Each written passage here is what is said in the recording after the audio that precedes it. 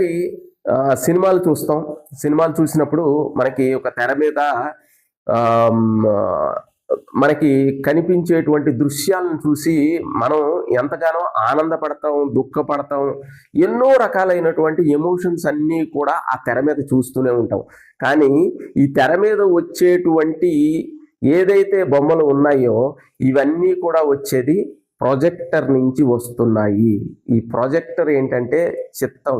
అంటే ఈ చిత్తం నుంచే ఈ ప్రపంచం మొత్తం ఈ ప్రపంచం అనేటువంటి తెర మీద అనేక రకాలైనటువంటి దృశ్యాలు, ఎమోషన్స్, రాగం, ద్వేషం, మోహం, కామం, అన్ని రకాలైనటువంటి విషయాలు కూడా చిత్తం నుంచే ప్రొజెక్ట్ అవుతున్నాయి.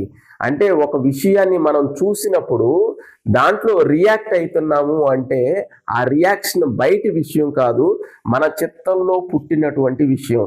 మనం చూసాము, దాన్ని చూసినప్పుడు రియాక్ట్ అయ్యి దానికి రెస్పాండ్ అయ్యేది చిత్తమే.